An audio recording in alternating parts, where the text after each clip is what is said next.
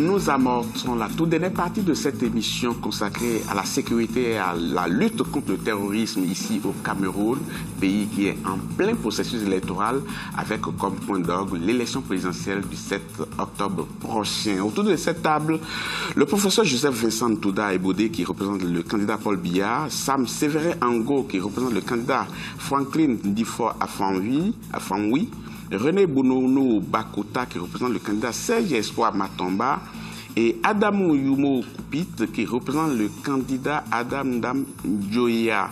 Merci d'être toujours en notre compagnie. Monsieur Ebodé, c'est vous qui avez la parole. Vous étiez en train de nous expliquer les approches de solutions, de dialogue que vous avez eues et comment les uns et les autres ont réagi par rapport à cela. Vous pouvez poursuivre, s'il vous plaît. Oui, je disais donc qu'il y a eu effectivement dialogue pendant au moins un mois. Ce qui s'est passé, c'est que lorsqu'on s'était entendu sur un certain nombre de propositions, au moment de venir signer, la partie adverse changeait l'ordre du jour. Tous les Camerounais le savent. Je veux bien qu'on ait des points de vue différents, puisque ces dialogues, ça s'est passé devant tout le monde. Tout le monde le sait. On peut donc avoir des appréciations différentes, mais on ne peut pas dire qu'il n'y a pas eu de main tendue. Vous avez compris pourquoi ils changeaient d'avis parce que les raisons étaient politiques et on a mis des raisons catégorielles et culturelles devant. Voilà, il y avait un agenda caché, c'est ce que tout le monde a fini par comprendre. Vous connaissez un peu la teneur de cet agenda? L'agenda caché avait rapport à la question politique du pays. Voilà. Et il a dit tout à l'heure qu'ils avaient porté plainte avant à l'Union africaine. Ce qu'il n'a pas ajouté, c'est qu'on leur avait aussi demandé, à partir du moment où ils exigeaient certaines choses, qu'ils ont porté cette plainte à l'Union africaine, de se transformer donc en parti politique. C'est qu'ils n'ont pas fait. Merci beaucoup. On va poursuivre cette émission, mais amorcer maintenant les propositions des uns et des autres. Parce qu'il y a un téléspectateur qui dit, aux représentants de différents candidats de l'opposition sur le plateau, il ne s'agit pas de critiquer pour critiquer, mais critiquer pour apporter des solutions. Quelle stratégie proposez-vous pour la sécurité nationale? C'est une question de Drosh Ngolo depuis Brazzaville. Monsieur Bakota, vous avez la parole. Ben écoutez, j'ai commencé à le dire tout à l'heure. Je pense que la question de sécurité, j'aime à l'évoquer, doit d'abord se définir en fonction des finalités qu'on voudrait avoir la sécurité. J'ai commencé à dire tout à l'heure que pour nous, la sécurité doit être perçue de telle sorte que chaque Camerounais, où qu'il se trouve, doit être le premier policier, c'est-à-dire le premier garant de la sécurité du Cameroun. Mais pour pouvoir y arriver, il y a plusieurs politiques qu'il faut développer, que nous couplons, si vous voulez, aux politiques économiques, aux politiques de frontières. Parce que un Camerounais qui est en situation d'insécurité en termes d'alimentation, en termes d'un confort de projection sur sa propre vie, quel que soit ce que vous voulez, nous parlions du terrorisme là justement, nous avons vu à l'extrême nord comment des jeunes ont été enrôlés. Ça pose un problème justement au niveau de la capacité de ces jeunes-là à repousser ces différentes propositions qui leur sont adressées pour une raison tout à fait simple, parce que certains ont faim. Alors, la sécurité, pour nous, c'est d'abord la capacité à transformer des frontières, si vous voulez, en des lieux économiques. Et c'est pour ça que nous prévoyons créer des entreprises au niveau des frontières. Vous voyez, une frontière comme Mora, Kousséri, par exemple, développer des entreprises, peut-être du textile, au niveau de Mora, de la verrerie, parce qu'effectivement, nous estimons que la façon dont la frontière est perçue du côté de Kiossi, la façon dont la sécurité de la frontière est perçue du côté de Kiossi, ce n'est pas de la même façon qu'elle est perçue, par exemple, du côté de Yokadouma avec la Centrafrique. Cela étant, il faut être donc capable de pouvoir faire en sorte que les Camerounais eux-mêmes puissent être en même d'accompagner un processus sécuritaire. Ça, c'est d'un. De deux, il faut pouvoir rapprocher, si vous voulez, les forces de sécurité et de défense des Camerounais. Et cela, par exemple. Justement, j'y viens. Cela doit se traduire par la capacité de ces forces de défense à pouvoir impacter sur les vies des Camerounais au quotidien. Et c'est pour ça que nous comptons donner une place importante au génie militaire, de telle sorte que, ne serait-ce qu'au niveau des rues d'arrondissement, si vous voulez, des routes d'arrondissement, que le génie militaire puisse contribuer, ne serait-ce que soit à la construction, en termes de bitume, soit à l'aménagement de ces routes-là pour un moment, afin que les populations puissent observer la façon avec laquelle elles s'impliquent, y compris la construction d'un nombre de jours.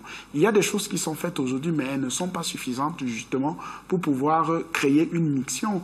Je l'ai dit tout à l'heure, lorsque vous voyez la contribution de la population pour la guerre contre Boko Haram et la contribution de la population au niveau de la situation qui se passe dans les régions du nord-ouest et du sud-ouest, l'implication est différente parce qu'effectivement, la représentation de l'une ou de l'autre guerre n'est pas perçue de la même façon par ces différentes populations. Il est donc important. Mais la chose la plus importante et la plus pertinente qui certainement prendra un temps, c'est l'éducation. Et c'est pour ça que le PURS fait de l'éducation le fondement, si vous voulez, de tout projet de développement du Cameroun. Parce que c'est à travers l'éducation qu'on apporte aux citoyens toute cette capacité à pouvoir se préparer à être le policier de la nation. Et il faudrait quand même que je dise qu'il y a une réaction des téléspectateurs qui va pratiquement dans le même sens que vous, que M. Koupit également, qui dit, même si la stabilité... Non. Il dit le seul moyen de lutter contre le terrorisme est de renforcer la sécurité aux frontières et équiper au mieux nos forces de défense et de sécurité. Ça, c'est Amadou depuis Ngaoundéré. Je voudrais, si vous permettez, dire que j'ai eu, je ne sais pas si c'est la chance, lors d'une mission du parti où j'ai passé une nuit à Maltam. Maltam, c'est entre Kousséri et Mora, où effectivement il y a une base militaire au moment où la guerre contre Boko Haram fusait. Nous avons rappelé tout à l'heure les conditions de vie. Je n'aimerais pas revenir largement dessus parce que les questions de défense et de sécurité ne sont toujours pas intéressantes d'en parler en Mondovision. Mais il est important aujourd'hui que l'armée camerounaise, notamment les soldats, qu'ils soient beaucoup mieux traités pour permettre qu'ils adressent avec courage et loyauté encore mieux ce qu'ils font déjà sur le terrain et que nous félicitons d'ailleurs. Merci, Monsieur Koupit, pardon. Vous avez dit tout à l'heure que les questions de subsistance ont contribué à fragiliser le mental des jeunes qui se laissent enrôler facilement. Quelle est votre proposition en la matière pour pouvoir régler ce problème-là? Oui, je dois dire que c'est un effet combiné de problèmes de subsistance et de problèmes de l'absence de dialogue républicain entre la population et le gouvernement qui prend en main la responsabilité de veiller à la sécurité et à la vie quotidienne du peuple. Ce que l'UDC entend, ce que notre candidat, le docteur Damandamje, entend faire. D'abord, on va mettre un accent sur l'éducation. Et pour lui, il s'engage à relever 3 défis majeurs à travers une éducation, un système éducatif purement camerounais. C'est le défi de l'adéquation, formation, emploi pour le développement. Et c'est également le défi de renforcement, de restauration de l'éthique, de la morale publique et de l'éthique républicaine. Parce qu'on a l'impression qu'il y a aujourd'hui au Cameroun une forte tendance déficitaire au patriotisme, tant au sein de la population qu'au sein même parfois de l'armée et de ceux qui gouvernent. Je dois rappeler ici que lorsque le président Paul Biya prend le pouvoir, ce qu'on appelle aujourd'hui garde présidentielle s'appelait garde républicaine. Dans notre programme, nous entendons rentrer dans cette appellation garde républicain parce que l'armée prête serment de travailler, de faire honneur et fidélité, pas à un homme, à une institution, mais à la République, à la nation. Mais aujourd'hui, on a l'impression qu'on a instrumentalisé tout au point où on voudrait absolument mettre tout à la disposition du président, même si on constate que l'orientation politique qu'il fait n'est pas forcément pour sauvegarder l'intérêt général. Donc nous allons mettre l'accent sur une question bien précise un développement économique inclusif. La question bien précise que je voulais vous poser, c'est que les solutions que vous apportez sont des solutions à long terme. Mais le citoyen camerounais qui est au nord, qui se réveille, la peur au ventre, le citoyen camerounais qui est au nord-ouest et au sud-ouest, qui se réveille avec la peur de ce que quelque chose peut lui arriver, il faut lui faire quoi concrètement tout de suite si vous aviez le pouvoir? Non, mais écoutez, si nous avions au pouvoir, on va d'abord rendre vivables nos frontières. On va valoriser les frontières. Quand vous partez par exemple au Campo, donc en installant à travers une politique fiscale incitative, l'installation des entreprises au niveau des frontières. La construction, par exemple, des logements sociaux au niveau des frontières. Quand vous partez à Campo, je ne sais pas si le professeur y a fait un tour, vous arrivez à Campo, vous regardez de l'autre côté de la Guinée équatoriale, c'est véritablement valorisé à travers l'installation des logements sociaux qui sont dans le cadre d'une politique incitatifs font que les fonctionnaires habitent comme locataires, mais à la longue en deviennent propriétaires. Mais quand vous traversez à Campo, vous voyez non seulement vous êtes dans l'obscurité totale, mais vous vous perdez dans une forêt interminable. Donc nous, à l'UDC, nous allons valoriser ces frontières-là en mettant une politique, en créant des zones industrielles incitatives d'installation des entreprises productives à ce niveau-là, mais également de construire des logements sociaux pour faciliter, pour rendre cela vivable. Et au-delà de cette disposition, on veillera à ce que nous ayons ce qu'on appelle au Cameroun, on appelle le statut, ce qu'est le code de la famille. Il n'existe pas un code de la famille au Cameroun. Le Cameroun a le code routier, code pénal, code électoral, mais la famille qui est le point de départ de l'éducation et de la formation citoyenne de la population, on ne se préoccupe pas de faire le code de la famille. Et nous, dans notre programme, nous allons mettre ça au lendemain de notre arrivée au pouvoir. Et nous allons faire la culture du dialogue permanent. Parce que le dialogue permanent rentre dans les mesures préventives de la crise. Comment? Quand vous êtes dans une famille, vous êtes chef de famille, vous ne vous asseyez jamais avec les membres de la famille. Vous pensez comme vous voulez. Chacun peut même interpréter autrement, chacun va prendre son sens. Et c'est donc perméable à ce que l'ennemi... Vous avez entendu ce que M. Baudé a dit tout à l'heure quand on est allé à la table du dialogue après plus d'un mois, quand on constate que certaines personnes commencent par reculer alors qu'ils ont assisté à écoutez, vous savez que gouverner, c'est prévenir. Alors, quand ils soutiennent cette thèse-là, ça démontre l'incompétence du gouvernement. Ça veut dire que le gouvernement ne sait pas lire entre les lignes. Quand quelqu'un parle, il est sur demande la bouteille d'eau, vous devrez être en mesure, lorsque vous êtes un officier public responsable, de connaître que derrière cette bouteille d'eau qu'on demande, il y a la nourriture que l'on veut. Alors, si on n'a pas pu le déceler, je suis désolé, ça veut dire qu'on est véritablement incompétent de gouverner un pays. On est incompétent de gouverner un pays comme le Cameroun. Quand on va dialoguer, on parle du ministre de l'Enseignement supérieur et autres qui essaieraient d'aller négocier. Mais on sait qu'avant l'éclatement de cette crise des avocats et des enseignants, il y a le problème politique qui existait, qui était là depuis. Et on a parlé de quand on parle, par exemple, de common law et autres, mais ça rentre dans le pouvoir législatif. Et ça, c'est le domaine politique. Vous n'allez pas donc aller dire que non, il n'y avait pas de problème politique. Et puis on est venu maintenant, on dit qu'on va faire ceci.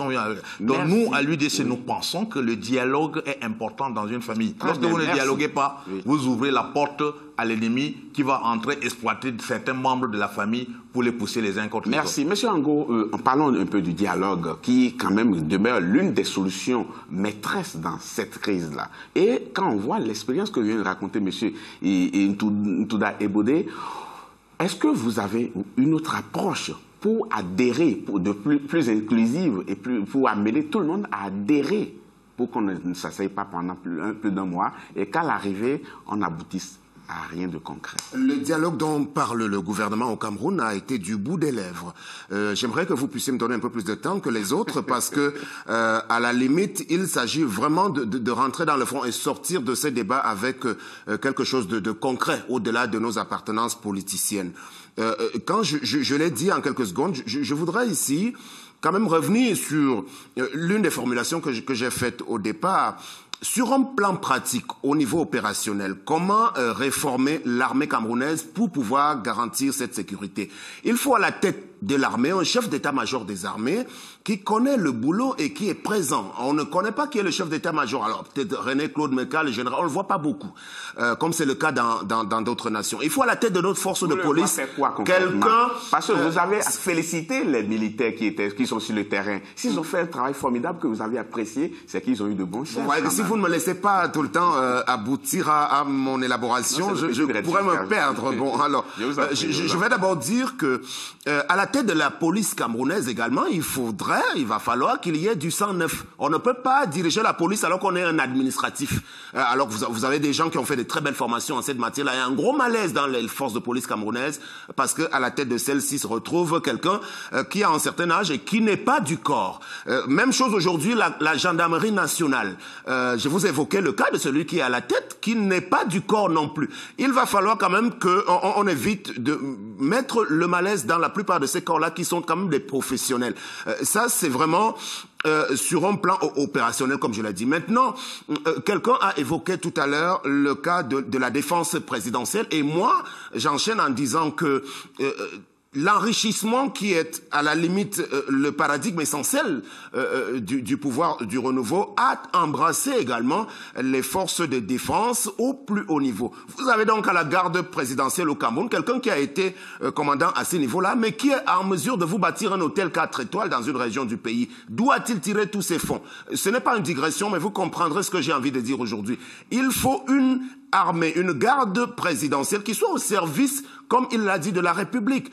Quand notre président se déplace, tous les corps sont mobilisés. La gendarmerie, la police, la garde présidentielle. Il y a la direction de la sécurité présidentielle. Donc, il faut une armée avec tous les corps confondus, qui soient au service de la nation. C'est de ça qu'il est question. On n'a pas le sentiment, comme le disait M. Bakota, que la nation se sente concernée, parce que la façon dont les choses sont militarisées, avec de gros déploiements de type folklorique, quelquefois, on se dit, finalement, on est en régime totalitaire où il faut protéger un empereur et tout cela. Nous n'avons pas besoin de cela. Nous allons donc procéder à un ensemble de réformes qui permettra d'alléger tout ceci et de mettre les professionnels à la tête de nos différents corps. Maintenant, l'autre volet de ma discussion concernant l'égalité des chances qui permet de mettre un contrat social qui doit être redéfini pour que tous les Camerounais se sentent appartenir à une même nation. Je prendrai un dernier exemple ici, parlant également d'un autre haut gradé qui a été aux premières heures de l'armée camerounaise. Il a fait beaucoup de choses, M. Babilas Botton. Le général Pierre Semengue, puisque vous voulez que je cite les noms, il a dirigé l'armée camerounaise d'une main de fer. Mais jusqu'à ce jour, il est peut-être à la retraite, mais il est à la tête de la Ligue de football professionnel. Est-ce que vous voyez ce que j'ai envie de dire? C'est-à-dire, ce sont les mêmes gens qui, à la limite, jusqu'à l'article de la mort, seront aux commandes d'une nation. Ce type de choses crée des frustrations, parce que le football camerounais, c'est quelque chose de bien plus important, qui pouvait hériter, je veux dire, qui pouvait basculer entre les mains de personnes qui connaissent la chose au jour d'aujourd'hui. Et puisque je parle du football, je fais facilement la transition pour dire que... Et finissez là-dessus, s'il vous plaît. Et je finis là-dessus pour dire...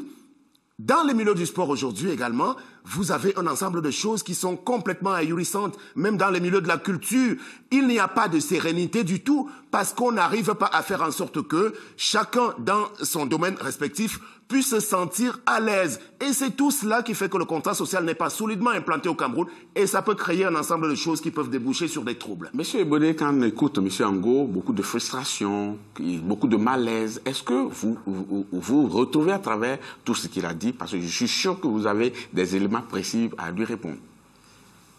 On ne peut pas dire que vous allez gérer une famille et personne ne sera frustré. Même lorsque vous êtes dans la même classe, en reconnaissant que c'est celui-ci qui est premier, en reconnaissant tous ses efforts, vous aurez toujours les gens qui sont frustrés. Oui. Ça, c'est la première chose. Il y a frustration dans un certain nombre de corps, alors ça demande quand on parle de la police, de la gendarmerie, c'est pour cela que je vous ai dit au début que je ne suis pas surpris par leur discours parce que par rapport à leur posture, c'est normal qu'ils tiennent ces discours. Mais ils si vous faites, si vous pas non plus. Non, rien n'est inventé. Mais ils vont trouver des arguments comme un avocat, ils prennent ce qui peuvent défendre leur cause. J'aurais bien voulu que vous disiez, par rapport à tel point, ce n'est pas effectif. Voici non, je voudrais dire que si vous connaître la frustration dans le corps des médias, je fais une enquête. Parmi les gens des médias. Mais si moi je ne suis pas des médias, je fais des représentations. Et comme nous sommes en campagne, bon, chacun retient les représentations qui peuvent argumenter son camp. Donc, ça, c'est la première chose que je peux dire. Mais pour aller au fond... C'est aérien, M. Ebodé. Pour aller au fond, les électeurs vont juger si c'était terrien ou aérien. C'est pour ça que nous sommes là. Pour aller au fond, je voudrais dire que on a, dans ce pays, initié un certain nombre de projets structurants. Et on est en train de passer à une seconde génération de projets. L'ensemble de ces politiques publiques, qui ne sont pas des politiques basées sur des individus, vont apporter un certain nombre d'opportunités à condition que, bien évidemment, la paix soit établie partout. C'est pour cela que la priorité, d'abord, c'est la sécurité du pays. Bien évidemment, en même temps que ces projets sont amenés à leur terme. Et vous savez que certains sont déjà finis. La question, lorsque vous voyez les slogans de campagne, notre candidat, c'est la force de l'expérience. C'est ça. On ne va pas dire que nécessairement ce que les autres disent, c'est faux. Je ne suis pas là pour le dire. Mais j'ai dit que nous faisons des choix politiques sur la base de l'expérience que nous avons sur le terrain. Dans la gestion des ressources humaines, rien n'indique que lorsque le ministère de la Santé publique, par exemple, est géré par un médecin, c'est mieux géré. Mais partout au monde, on a déjà tenté. Des fois, c'est bien géré, des fois, mal géré. Pourquoi? Parce qu'il y a la touche de l'individu. La personnalité de la personne qu'on a mise là, ça compte aussi. Mais est-ce que vous comprenez quand même quand il dit que ce sont les mêmes personnes, ça tourne en rond, et c'est cela qui génère vraiment le plus de frustration. Ce n'est plus aujourd'hui... Non, là, si je le comprends comme ça devient, si vous voulez, lié automatiquement. On peut dire que ça pourrait ou ça peut, mais on ne peut pas dire avec certitude que parce qu'on a pris telle personne, s'il y a tel effet, c'est automatique. Qui sont là depuis. Non, on ne peut pas dire que c'est les mêmes. Non, on ne peut pas dire. Dans beaucoup de cas. Non, on ne peut pas dire que c'est les mêmes. Je vais vous donner. Je prends un exemple. Tout à l'heure, il a pris l'exemple du CED. Le père du CED n'est pas le fils du CED. J'ai bien vu George Bush et George Bush fils aux États-Unis. Est-ce que c'est interdit que ton fils ait un poste parce que tu l'avais eu en ton temps? Je veux qu'on se base sur la compétence et dire que celui-ci a mieux réussi. Ou alors quand il a déjà échoué, on va dire il a peut-être échoué. Je mets bien entre parenthèses, peut-être échoué parce que dans les facteurs ayant concouru à sa sélection, son père ou son oncle avait pesé. Voilà, c'est ça. Donc, mais je voudrais dire que tous les Camerounais doivent avoir les mêmes opportunités, qu'ils soient fils de qui ou de qui. Merci de le reconnaître. Tous les Camerounais. Donc, je ne peux pas dire que depuis le début, dans ce pays, mon père n'a rien été. Personne ne le connaît. Donc, tu ne peux pas dire que si je suis là, je prends mon exemple, parce que si je suis là, c'est parce que j'ai bénéficié de mon père. Donc, vous allez trouver des gens dont les parents étaient quelque chose et des gens dont les parents... En tout cas, ils n'ont pas cité votre exemple sur ce plateau. Non, je prends un exemple pour indiquer qu'il faut quand même un peu relativiser. Ce qu'il dit, on peut trouver un certain pourcentage, mais il y a aussi un pourcentage où... Professeur, je vais donner lecture d'une réaction d'un téléspectateur. Il dit, celui qui va gagner cette élection, c'est celui qui aura l'approche la plus originale du règlement de la crise anglophone et de la lutte contre Boko Haram. Chers représentants, faites-nous plaisir. Et pour cela, on va amorcer le dernier tour de table. Et vous demandez, le message vient de M. Malamine, depuis Ebolova. J'allais demander à M. Bakouta, par rapport à la crise anglophone, c'est vrai que le terrorisme, c'est un peu plus complexe. Mais par rapport à la crise anglophone, qu'est-ce qu'il faut faire aujourd'hui pour remettre tout le monde au bout d'une table, pour que l'on puisse quand même dire, nous sommes Camerounais, après tout, on peut s'entendre, quitte à ce qu'on jette les bases d'une meilleure manière de voir les choses. Très rapidement. La première chose, c'est d'abord de créer un climat de confiance. Monsieur Biya, aujourd'hui, n'est plus, et son gouvernement ne sont plus les personnes indiquées pour assurer la gestion de la crise anglophone. Ça, c'est la première des choses. La deuxième chose, il faut être capable de libérer toutes les personnes qui ont été arrêtées dans le cadre de cette crise, soit en accordant la grâce pour justement les affaires qui ont déjà été, qui ont déjà connu une maturation au niveau de la justice, ou alors demander l'arrêt des poursuites par le président de la République. La troisième chose, c'est la visite du président de la République dans ces deux régions. On ne peut pas concevoir qu'un président de la République, depuis 2016 que la crise a commencé, n'a pas pu mettre ses pieds dans une seule localité de ces régions-là. Ça pose un sérieux problème parce que la présence du président est importante. La quatrième chose, c'est justement le dialogue. Et le dialogue inclusif, à partir des acteurs qui comptent Nous avons indiqué en son temps que nous avons ce que nous appelons dans ces régions-là les takoubennes, qui sont des femmes d'influence, qui ont un rôle extrêmement important dans le cadre des dialogues. Il faut les intégrer. Il faut intégrer les hommes, si vous voulez, religieux. Mais la cinquième chose la plus importante, c'est d'amorcer le développement courageux de l'ensemble du Cameroun, parce que le gros problème dans cette affaire, c'est d'abord une question de mal-être. Merci beaucoup, M. Bakota. M. Koupit, les mesures urgentes qu'il faut prendre aujourd'hui pour régler ne serait-ce que la crise anglophone. Oui, justement, avant de proposer ces mesures, je voudrais dire ici, pour tirer un coup de chapeau à notre armée, que mercredi passé, j'ai personnellement échappé. Je voulais aller à Bamenda. Juste après le village Akoum, on est tombé dans l'embuscade de la milice ambazonienne qui ont tué quelqu'un là-bas. On a vu la spontanéité de la réaction de l'armée qui est arrivée parce que nous, on nous a ramenés dans une concession abandonnée. On s'est réfugiés là-bas, de la voiture. Donc tout le monde savait quand même cette armée. Et puis l'armée a pu repousser et puis nous a raccompagnés. Moi, j'ai renoncé à aller jusqu'à Bamenda et puis c'est cette armée-là. Alors, très rapidement... pour la solution... La première... Non, nous avons 3 solutions à l'UDC. La première, c'est quoi? La première, c'est que nous allons, dans le cadre de réforme constitutionnelle et institutionnelle, créer le poste de vice-président de la République et soumettre maintenant l'élection présidentielle à une candidature, un scrutin de liste où, lorsque le candidat titulaire est francophone, il doit avoir un vice-président qui soit anglophone. Ça, c'est la première proposition.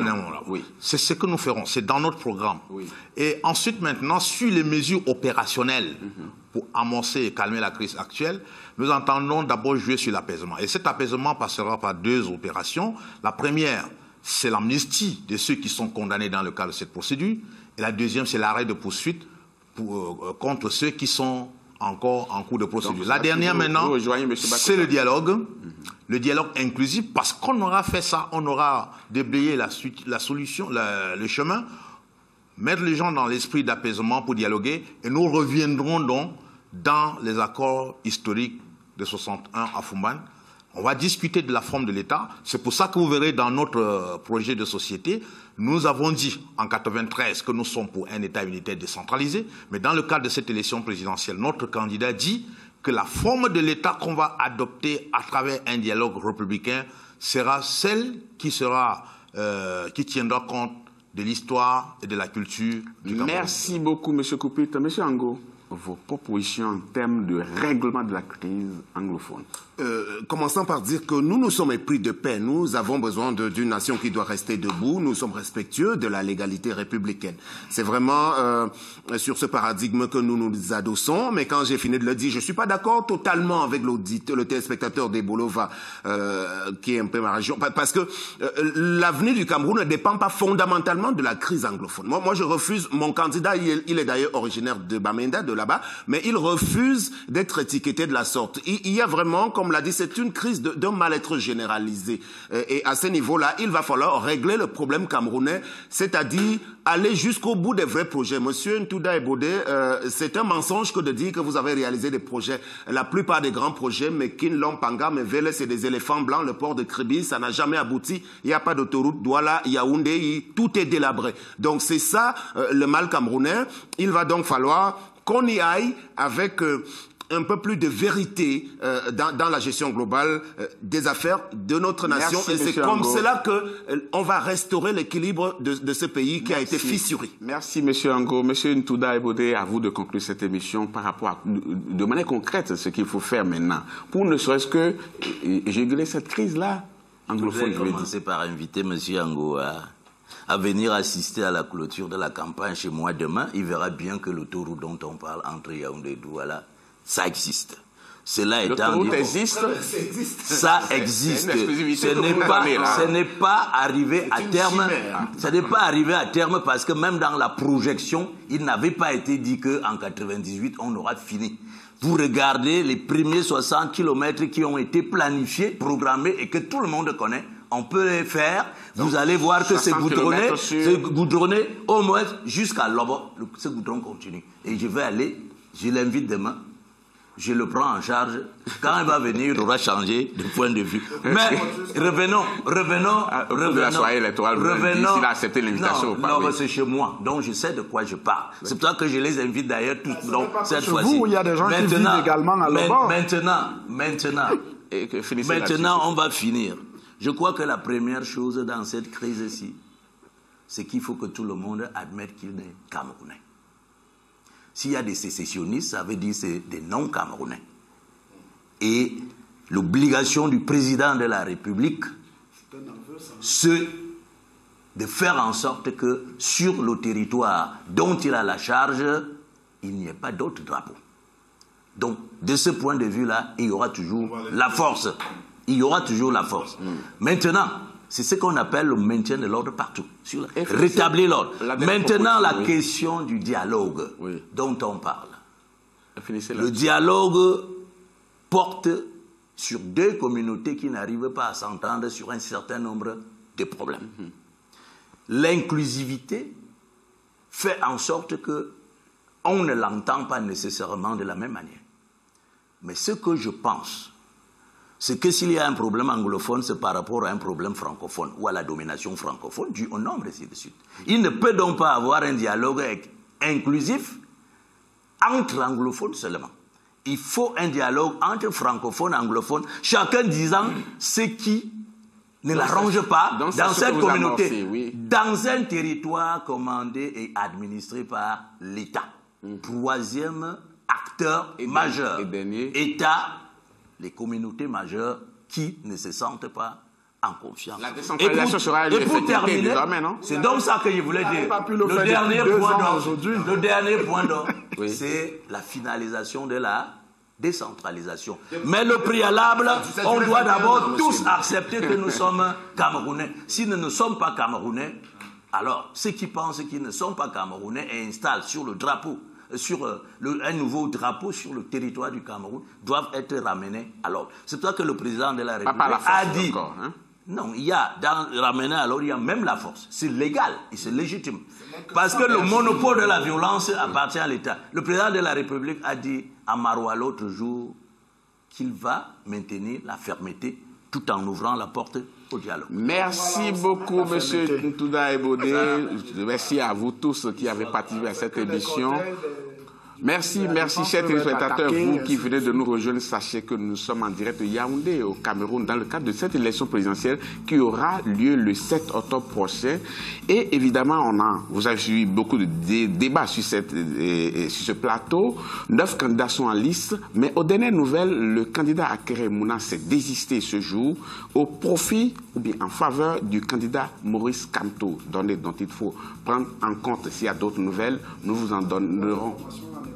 Mais bien sûr, elle est très très juste. Et M. Akere Mouna l'a dit encore de manière officielle aujourd'hui. Peut-être que vous n'avez pas encore l'information. Le communiqué de presse est tombé il y a moins d'une heure. Merci beaucoup, M. Bakota. Merci, M. Ntouda Ebodé. Merci, M. Koupit. Et merci, M. Ango. Demain, nous serons encore là où nous allons poser la question par rapport à un grand rendez-vous qui attend le Cameroun, la Coupe d'Afrique des Nations 2019. Et on se pose la question, qu'en est-il de l'organisation et qu'en est-il de la préparation de l'équipe nationale de football du Cameroun? Chers téléspectateurs, ce sera tout pour cette émission. Merci de l'avoir suivi. Je vous donne rendez-vous demain, même heure, même fréquence et avec le même plaisir. Je vous laisse en compagnie des programmes d'Africa 24.